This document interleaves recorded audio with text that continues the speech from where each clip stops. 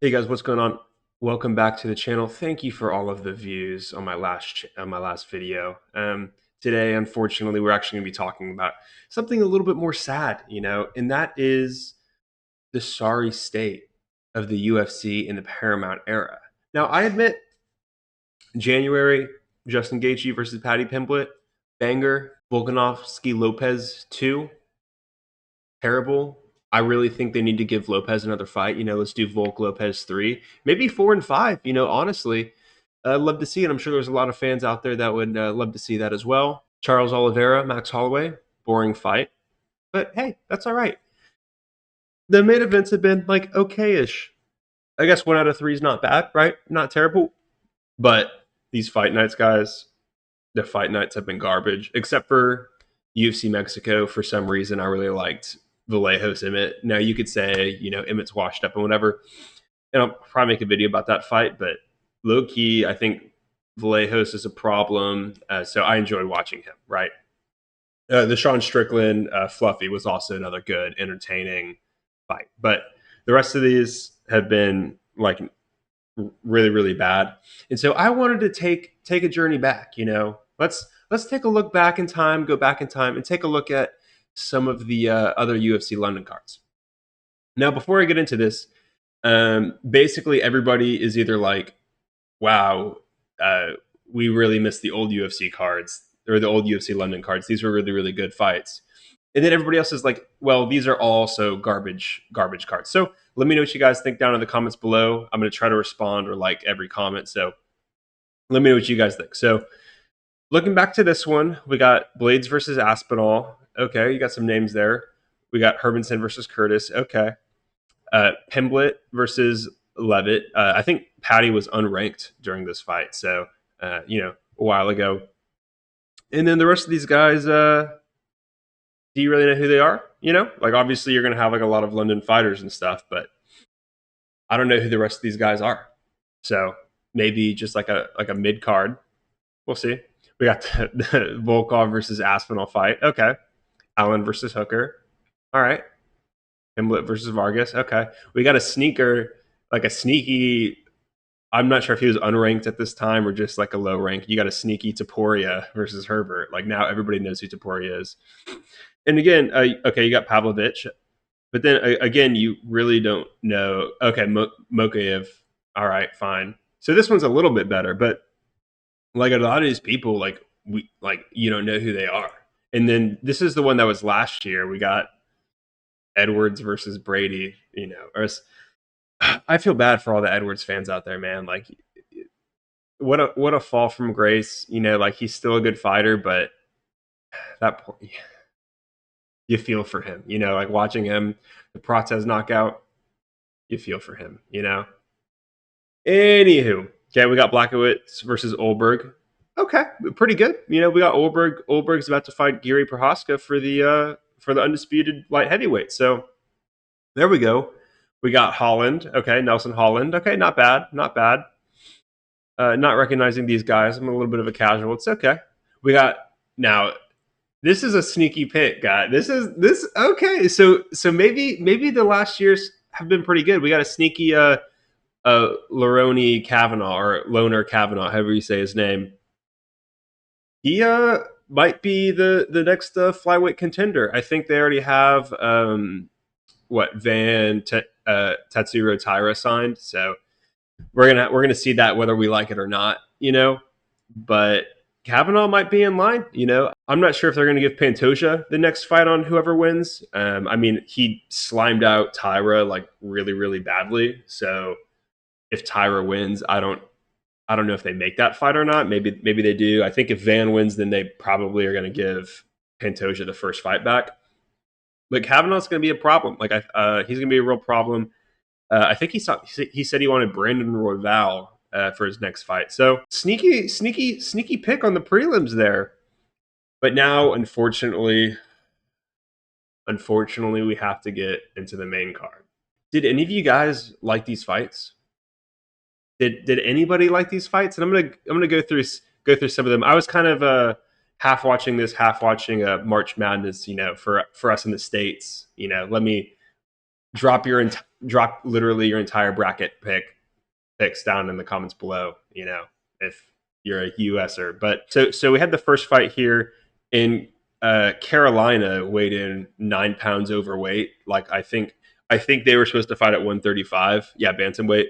They're supposed to fight at 135, and she weighed in at 144. So yeah, they canceled that fight. That was a bit of an issue. And then we had this Over or Oyer versus Oliveira. I think this was like a second round TKO for Oyer. It was good, I guess. Like as entertaining as a women's fight could be, right? And then I'm not a hater. I'm relatively new to the scene. I don't understand all of the Shimrock hate, but there's a lot of it, and it was. Let me know if it was a successful hate watch for you guys down in the comments below, because I was seeing a lot of people had a great hate watch, this past Saturday. So if that was you, did that make your card? Because it seemed to make a lot of people's cards, and they had a bit of a tussle, afterwards, but they shook hands and whatever. Okay, we got Franco versus Pinto. I like this is like I this is in one eye, out the other eye. Like I don't remember this fight. Like it was very uneventful. Now the okay, I'm gonna try my best here. The Kondratavicius versus Tricoli fight. This was okay. I might be going back on my word here a little bit. This was a little bit of an interesting fight.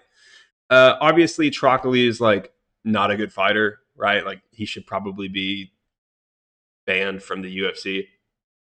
But contra the Lithuanian whatever dude, the Eastern European dude, I'm just gonna call him Vicious, right? Because that's easier to say. He could be a problem, Like I think he definitely has things to clean up in his game, but him and his terrible haircut, I thought he was an interesting watch to me personally. The next two, Sutherland versus Parakick, and Wood versus Kita, I skipped through. I got basketball to watch. These were not good fights. The Jones versus Sola fight, however, was a very fantastic fight. Like going to war, very very entertaining. So good for them. Unfortunately, none of those guys were British fighters. So like, do we have any good British fighters like on the card? We actually, so I take that back. The next one, Silva like slimed out Pink Panther Campbell like badly. So that was entertaining to watch. I saw kind of all of the hype with the like he was wearing like he's the Pink Panther, so he was getting like custom pink shorts, and they just made me dislike him, man. Like I don't like his haircut, I don't like his shorts, so it was nice seeing him get slimed out. I'm sure he's a great person, like he's like an okay fighter. It was nice kind of watching that, but it was nice watching an American slime out a British fighter. Kind of back to the Revolutionary War sort of situation there. The rest of these fights, Dolidze and Duncan, if I'm remembering correctly, Dolidze like lost that. Pretty obviously, I don't remember the Lane fight here, but and I'm going to make a whole separate video about this just because it was like so depressing. But I'm a MVP fan. Unfortunately, I'm going to have to put a little asterisk by the fan. I'm a fan of him as a person, but after this fight, I'm like, I can't support him as a fighter anymore. Like this was maybe the most disgusting fight I've ever seen in my life. And that's why I'm making a whole video on it, because I hated this fight so much. Like there was a total, I think, between of them of less than 45 strikes thrown in the entire 15 minutes. Like it was just like a walking simulator, like a walk in a circle simulator for 15 minutes. It was disgusting, and I never want to see a fight like that ever again. Like I'd rather watch women's fights than that fight, and that's saying a lot. Riley versus Aswell went to a decision, whatever.